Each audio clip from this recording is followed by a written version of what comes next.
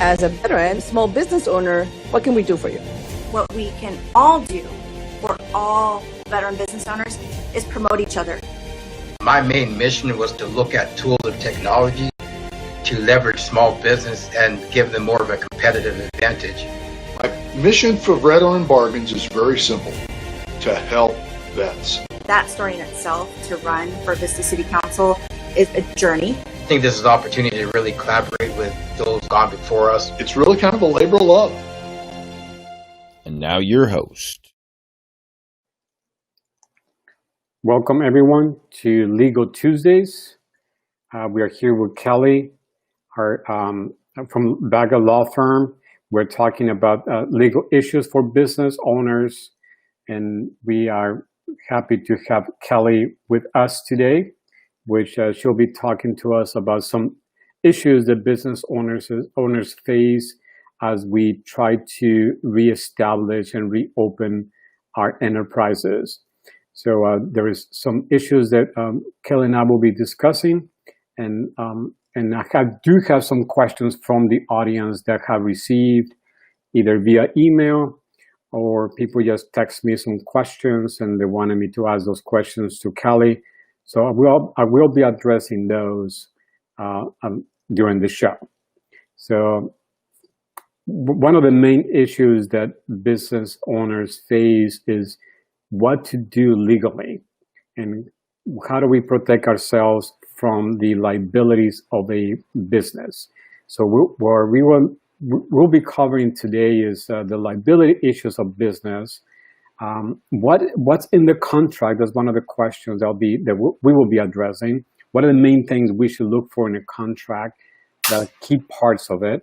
And then, so there's a few questions I would like to go and kind of run by you. But first, welcome, Kelly, and thank you for doing the Legal Tuesdays with us. We're happy to have you, and welcome back. And, Thank you, Joe. It's always a pleasure jumping on the episode with you. So thank you for having me again. Oh, absolutely, it's really our pleasure. And like I said before, Kelly comes with a huge wealth of knowledge on how to help business owners. And from my personal experience, she's been amazing on how to break it down in a level that as an individual we can understand. And I know legal can be complicated at times, but with Kelly, it kind of becomes our legal translator. And thank you for that, Kelly. I like that title. Right? Exactly. All right. So I'm going to hit you with the first questions. Actually, that was the first question. If you can give us 3 to 5 elements that as a business owner I should look for in a contract, like if those 3 or 5 elements are not in the contract, I should not sign it. I should send it back. Any of those, and by all means, everything that we say today, I know is for educational purposes only. This is not a legal contract. Whatever you tell me is just for the purpose of learning. Absolutely. And so we don't have a legal client contract at this time. And that's a disclaimer that I think we should say, right? Absolutely. And yes. you want to add something, please do. But I just want to make perfect. sure that we are honest and we're transparent. And this is just to help people, business owners, get a little bit of knowledge from an expert. So, Kelly, 3 to 5 things that a contract should have before I even sign it. Well, Okay. So, Joe, that really depends, like everything else in legal, right? It depends. So, for example, if it's going to be a business-related contract, if it's going to be an employment-related contract, if it's going to be let's have a look, a third-party related contract. So it really depends on the types of contracts that you enter into. But at least the employment and at least let's just take the independent contractor agreement, because I think most of the small businesses definitely use that, right, Joe? Mm-hmm. So let's just take the independent contractor agreement. The most important elements in that agreement, one, is definitely going to be price. how is the independent contractor going to get paid? What are the terms of the payment? So, for example, is it going to be half up now, half at the end of the project? Is it going to be all up front? Do you have any refund policies at all? So all of those need to be captured under, let's say, compensation. So we call it compensation. And I cannot stress highly enough that the independent contractor should always use their own contract, always. Now, the second element would be the parties who are involved in who's a party to the contract. And what I mean by that, and again, it comes from experience. I've helped my clients through this, and some of my clients have, prior to coming to me, have stumbled upon this and they've literally lost the money that they had contracted for. So who are the parties? Sometimes it's not directly the company itself, or it could be a subsidiary of the company itself. But you have to make sure that you have a responsible officer of the company sign the contract. People at big, large companies, they come and go whenever. And sometimes the predecessors do not stand up and say, yes, we'll take care of this contract. So you have to really, really be mindful of that as to who is signing. So you should use language, CEO and an executive officer, whoever that may be, something to that effect. So make sure that you've got the price, the compensation down, the parties that are in the contract, and then you definitely have to make sure you have to spell out. This could be a separate page to your independent contract agreement. You have to spell out what are the duties, what are you providing exactly, and what is the company paying you exactly for. So make sure that you have those particular, and spend some time on that part too, because there's so much litigation that always happens over that section of the contract. What is it that you were supposed to provide to the client? A fourth must-have, especially with big companies, independent contractor agreements definitely should have some confidentiality agreement language in there. Companies, they like to sometimes keep their information confident, and they don't necessarily want to publicize it that they are engaging third parties to do certain projects for them. So make sure that you have confidentiality language in there.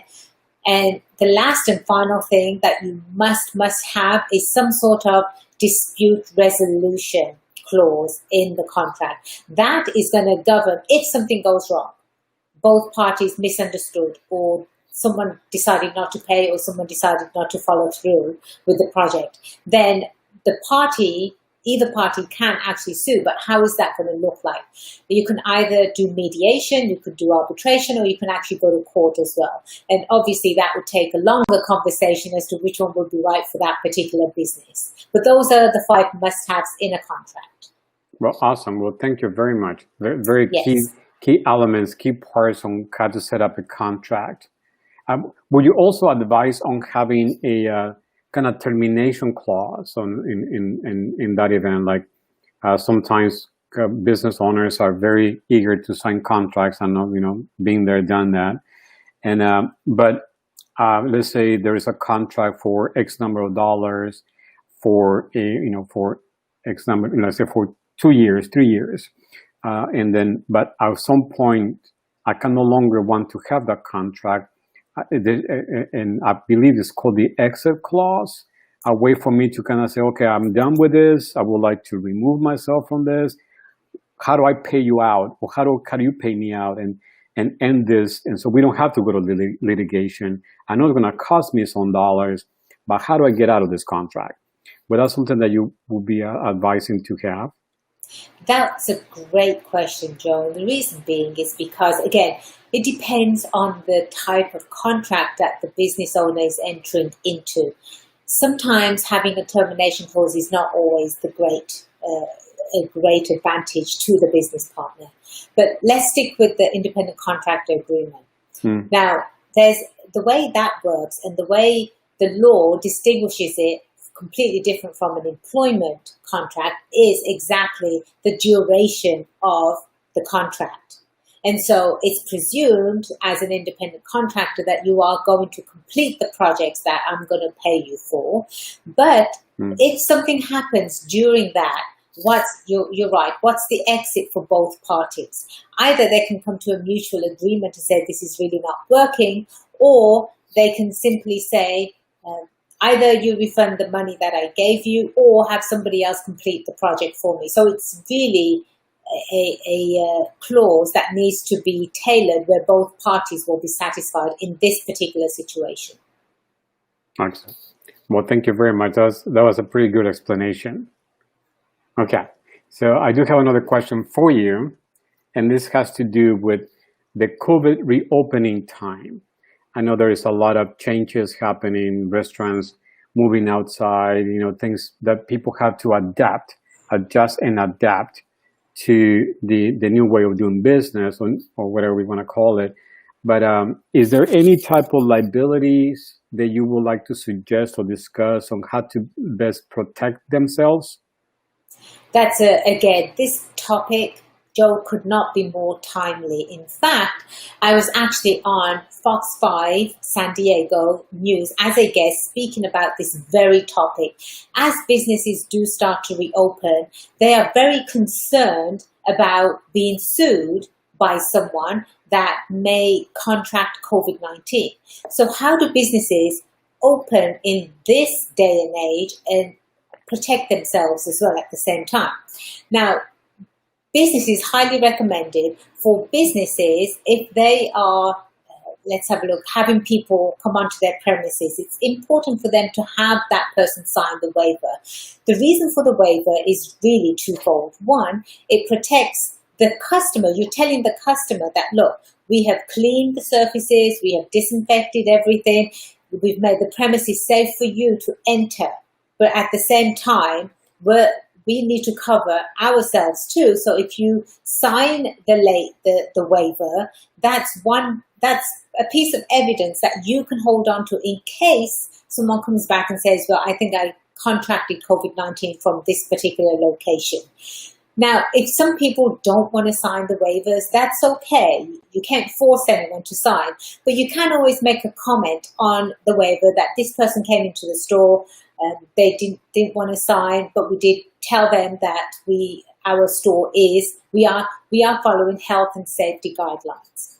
Now, the weight of the waiver. So this is a very touchy subject right now, Joe, and the reason being is because no one knows what's going on. These are all brand new waters we're swimming in, and nobody knows what's happening, especially on the law side. So the weight of the waiver, you're going to look at the waiver as a contract, as any contract. It's between two parties, and it's always interpreted as such in court. So generally, in California, courts do not like the waiver of personal liability. They don't like that. But there isn't even a case in court yet regarding someone suing a business saying that they contracted the virus from there. It's always a great habit to get into as a business owner. Always mitigate your losses. And what I mean by that is if somebody sues you and they say, okay, we contracted COVID-19 and the business didn't tell us that they're following health and safety, but I think I definitely got it from here. That's when you can pull out the waiver and you can show the waiver that, no, we explained that we are following health and safety guidelines. So instead of you paying 100% of somebody's medical, maybe you'll pay 50%. So again, that's mitigating your damages. But businesses, there's a glimpse of good news here, and that is that the federal law is proposing a safe harbor for businesses, including colleges and universities, to protect against lawsuits. However, this law or the legislation is supposed to be part of the next coronavirus economic relief bill, and we don't know when that's going to happen, but that's what is being proposed. And if that does come out, that's just really great news for businesses. That's one less thing they have to worry about, is being sued under the COVID-19. And then also it's going to be retroactive back to 2019. and eventually it would terminate in 2024. So that gives businesses a very long time to actually start doing business in confidence and start making money again. Wow. Oh, by the way, Joe, yes. if I may also, because Of again, course. this is such a timely topic, and I care about business owners. I am one. And if they go to golegalyourself.com, they can download a waiver that they can use simply from the home page. Awesome. Well, thank you. And if you don't mind, we can probably, if they can go to your page, you want to describe your page for our listeners? Sure, that would be great. So if you go to golegalyourself.com. And it's just right in front of it. It's right on the home page. So you scroll down just a teeny bit and you're going to see the COVID-19 language there. Excellent. Yes. Well, thank you very much. And I know sometimes we want to know what should be in it. So having it accessible that way makes it a lot easier for anyone to kind of just use it. And absolutely. Thank you for that. Really Yes. appreciate it. Following up on a question like that, for example, as a business owner, is a type of insurance, and this may be something that is not related to legal, but would be beneficial for a business to acquire or purchase a particular type of insurance that will protect them against a lawsuit or a claim because of COVID. Again, Joe, these are unprecedented times that we're Right. living in, Absolutely. and nothing has been set as a precedent. Nothing. So as I know, as far as law goes, that they're still trying to scramble and figure out how we're going to move forward from a legal perspective. But from the insurance industry, clearly they're one of the richest industries, right, globally, and I'm sure they are tripping over themselves as well, trying to figure this out. Usually, the general liability insurance will cover something if someone hurt themselves on your premises as a business owner. That would cover their injuries, and it's been proposed, especially in California. Here, California makes life really hard for business owners here to do business because it's a very employee-friendly state. But with California, they are actually extending the workers' compensation to apply to employees as far as COVID goes. So that's separate for employees. But, I think for right now, it has to be the general liability insurance that would probably cover these types of incidences, yes. Yes, I totally agree. There's insurance for everything you can think of, except for COVID right now. I know. Yes. But just to finish up there, Joe, sure. There is another type of insurance, and I highly recommend business owners to get it. It's called interruption insurance. And so this actually came in handy when let's have a look, in southern, LA area, there were the Northridge earthquakes, and the businesses surrounded there had to shut down because they had to sort of rebuild. Well, that insurance actually kicked in and gave them money while they were rebuilding. So again, COVID's one of those things. It's here until we all can get a vaccination. But I think maybe businesses should have that conversation with their insurance companies now rather than later. Absolutely. Yes, absolutely. Well, following up on California, I have a question that just relates to that. Yes. I guess, I have a veteran who is asking this question, and he's setting up it's a new business, and you may be very familiar with this. I'm sure you are, but he's in California and wants to set up his company. He's doing some work, and his new company, even though he's in California, and because he wants to go after funding for investors, he wants to set up his company in Delaware. So his question was, can you find out from Kelly what would be the dynamics, the pros and cons, or the easiest way to get my funding, but also it's a good idea to set up in Delaware, even though I live in California, but I may do business somewhere else. So what would be the advice? 99.9% of companies that actually have private investment funding are set up in Delaware. The reason why is because investors know Delaware law. It's been around forever. It's one of the first states to really set precedents as far as case law goes. And again, it's very, very friendly to businesses. Now, if you are in California and you've already set up your company here, you can do one of two things. One, you can actually transfer it to Delaware, so now it becomes a Delaware entity. Or two, you can wait until you're closer to funding, because investors want this conversation with you. They're going to ask you, where are you incorporated? And you can say California, but as soon as I get funding, I'm going to reincorporate in Delaware. And the investors will just tell you straight out, okay, well, we want to have you reincorporate in Delaware. Is that okay? Then you say absolutely. Now, the pros and cons. The pro is, again, Delaware is very business friendly. California is not. Delaware, every business that's incorporated has to pay franchise tax, and that's the state tax. Basically, it's a privilege for you to do business in the state, right? With Delaware, you're looking around $300. It's not much a year. With California, you're looking at $800 to $900 a year, so that's more expensive. Other than that, you can always incorporate in Delaware and then file in California as a foreign corporation. Basically, you've got all the protections of Delaware law, but you can still run your business from California. I hope that was helpful. So follow up on that is, would it be advantageous for this individual to set up his company in Delaware, as investors will be more open for putting money there, and then set up a DBA in California, not necessarily to incorporate? Can that be done? It can be done, but I wouldn't advise setting up a DBA. So investors are very, very savvy. I've had investors that have been clients. I've had business owners that are looking for funding as clients as well. So I know the spectrum of both sides.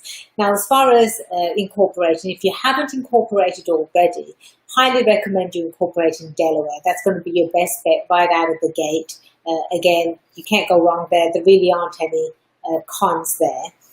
Then as far as doing business in California, I would highly recommend that you file as a foreign corporation to do business in California, not a DBA, because DBAs don't protect. If you get sued in California and you're under a DBA, they don't protect you personally. So definitely make sure you do that foreign filing in California. Okay. Well, great advice. Great advice. And so that kind of, we, as always, we kind of keep talking and we cover a few things, but we run out of time for our sessions, for our Legal Tuesday sessions. But it's always a pleasure to have you on the show, Kelly. And thank you, Joe. It always goes by so quickly. I know, right? I blame you. I know, like, oh my God. But always happy to get questions from our viewers, our listeners, through the website, through your website. And always happy to kind of bring those questions forward to you and get that key legal advice, you know, plain English with an awesome British accent to our listeners. So thank you very much, Kelly, for doing this with us and for us. The Veteran Chamber of Commerce really thanks you, and our veterans really appreciate what you do for us. And, thank you so much. And being a military spouse, so, you know, it's always a pleasure to keep it within the family. Exactly. There you go. Yeah. Okay. Well, thank you very much, Kelly. Thank you. I will see you again in October for our next Legal Tuesday. I look forward to it, Joe. Thank you, Kelly. Bye-bye. Bye-bye.